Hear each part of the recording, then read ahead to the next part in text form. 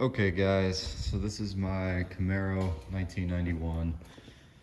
So subframe connectors, I got the Jegs subframe connectors. I almost tripped.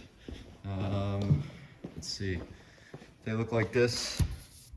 So you've got, this is actually one piece for the driver's side. The picture shows it as two, I don't know why. And these are the bolt-in or weld-in version. So driver's side, passenger side, they are different. The passenger side has these bends in it to fit around the exhaust and the body. So that's pretty cool. And then it mounts a little differently too. So just don't get them backwards. It's pretty self-explanatory. And then on the rear, they call them, what are they calling them? The rear control arms, drag links, whatever you want to call it, that is locating your rear end basically. So what you're gonna do is I bolted in, and later I might weld. You can see here, this wires for the sound system. We've got washers and bolts. We got 4 on each side, and they're a little different from side to side. Let me go back here and grab a flashlight. Streamlight. So if I get underneath here, you can see this black, that my flashlight is on, this black beam that goes all the way back and all the way front is the subframe connector. And you can see we got, let me get under here. You can see 2 of them from behind and the other 2 you can see from the front. But those are my nuts and bolts with washers. And what you have to do is drill holes to do this. And so the best way I found to do this was start in the back. Okay, because we got 1 bolt with a nut on the back side. And I had to use a little heat to get to this, or to get it out. It was a little stuck. So I got that out, and I seized the bolt when I put it back in. So hopefully if I have to take this out, it'll come out. But I just put this one back loosely to start, so that way it'll hold itself in place. And then you come up to the front, and what I did was I held this thing up, and it was really a pain in the butt. Suppose I could have used a jack or a jack stand, but I held the subframe connector up by hand, and then drilled my holes. I started with, if I can come around,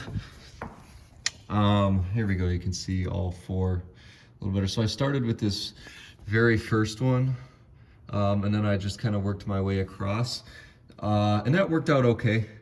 But what I did was I held it up and just kind of eyeballed the holes, and I used it says to use a 3/8 drill bit, and that's what I did.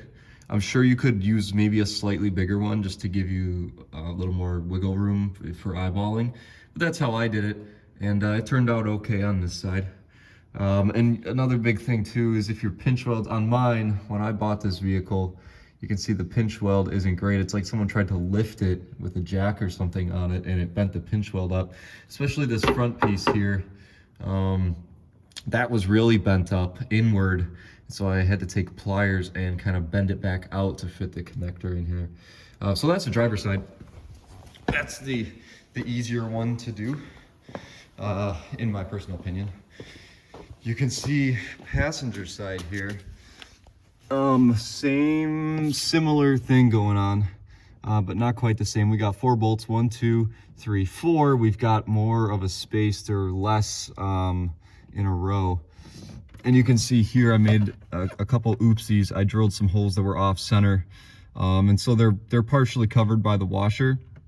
But I also put some RTV over it when I put that stuff together.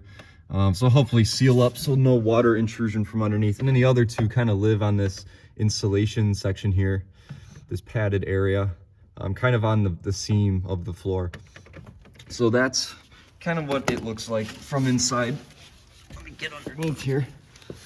So this side I thought was harder to do, but once you get the hang of doing the driver's side, the driver's side, it wasn't so bad to do the passenger. So here you can see our first 2 bolts, And this first one here, right in the middle, that one there wasn't so bad. The exhaust, I custom built this exhaust and it's terrible. It looks terrible, but I was afraid that this connector would not clear. And you see, we actually have, I can fit almost the whole flashlight between. So this first one clears. You can get your drill right up on it, no problem. The second one, it's harder. You can see I can touch it with the flashlight, but my flashlight's in an angle. And so when I was trying to drill this second one, I waited to do this one till last. So I did the first one, skipped that one, and then I moved over to these two. And these were pretty good. Just got a straight shot on them. There's nothing in the way. Put those two in. So what I did was I fully installed and tightened all these two and the first one. And then this middle one that's on the outside part, the second bolt is what I'm calling it. That one I waited and I actually drilled from the top down. And I had to guess where it was the first time, and that's why I missed it totally. And that's why there's RTV under here as well to kind of help clean up that miss. So I missed it, and then I eyeballed it a second time, kind of used my mess up as a reference. I went all the way through the subframe connector, and once I realized that I was not on the hole, I did that intentionally so I could see where I need to go, and then I eyeballed it from there, and it went right in. So then I did that one last. I got a wrench on the bottom and used a 3/8 gun 14mm socket with the hardware they include to just run all of these down, and they're pretty good. And then obviously same thing for the back side. On this one, same setup as over there. Just make sure you tighten those down when you're done. Remember, I left them loose so that you can move this whole sucker around and not fight it. And unfortunately, doing it on the ground is really the only way to go about it. You can't really get this on a lift and do it unless it's like a drive-on, like a 4-post or something like that. A drive-on lift would be great for this, but unfortunately, this is what we got. So doing it on the ground, not a huge deal as long as you can lay down and get up. Yeah, and that's pretty much it for, like torque specs or tightening. I mean, I just ran these down with the gun, 3/8 electric gun. So just to get them, pretty freaking tight, they're not going to come out. And then the back one, I just ran down with a 1/2-inch air impact there,